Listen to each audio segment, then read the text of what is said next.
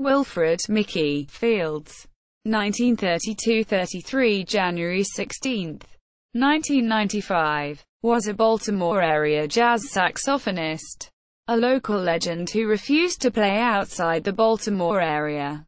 Although he was asked to leave Baltimore many times to go on the road with many famous bands, he is recognized as one of Baltimore's most well-known jazz saxophonists and was a mentor to many other jazz musicians. Mickey created the Monday Night Jam session at the Sportsman's Lounge, which allowed many young up-and-coming jazz musicians to perform on stage with him.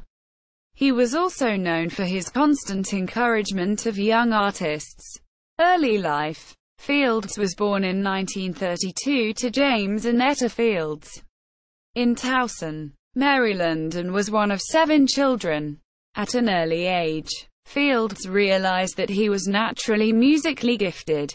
He had perfect pitch, and was a self-taught musician, playing just about every instrument he could get his hands on.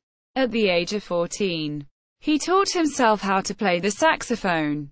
The story is that his older brother, Warren, won a saxophone in a crap game while heading back home aboard ship after World War II. When Mickey found it in the closet, he knew that was the instrument for him. Career. Fields began his career with the jump blues band The Tilters. As a solo artist, he recorded on Atlantic Records and Groove Merchant. Another member of The Tilters was Howard Earl Washington, a Baltimore-area jazz drummer. The Tilters played for the great Ethel Ennis. Fields later recorded several songs with his group, Mickey Fields and His Mice, entitled The Cracker Jack, known as one of the top 100 funkiest songs ever, and the popular Little Green Apples. He later recorded an album with the great Richard Groove Holmes, recorded at the Left Bank. Fields also performed with his very talented sister, Shirley Fields, who was the lead singer for many years and also a big fixture in the Jazz Society in Baltimore. He has also been recognized as a major musician of the swing era. Personal life. In the early 1950s, Fields met Constance Wozniak while performing at a local jazz club.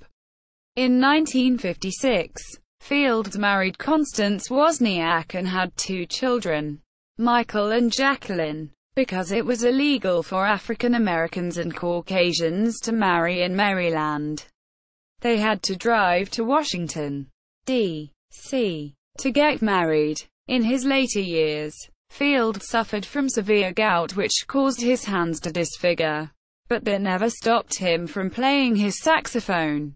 He retrained himself to play with his deformity. Fields continued to perform for his many fans until he became very ill from kidney disease in October 1994. He later died at 62 on January 16, 1995 at Johns Hopkins Hospital in Baltimore, Maryland, the city he loved. His funeral was known as one of the largest funerals ever held for a local musician. He is survived by his widow, Constance Fields, son Michael Fields, daughter Jacqueline Fields, granddaughter Danielle Fields and great-grandson Christopher Fields. Legacy. Fields was later inducted into the Great Blacks in Wax Museum in Baltimore, Maryland as one of the greatest jazz saxophonists ever known. Fields' musical influence still lives on today through his recordings and countless protégés here in Baltimore and throughout the world.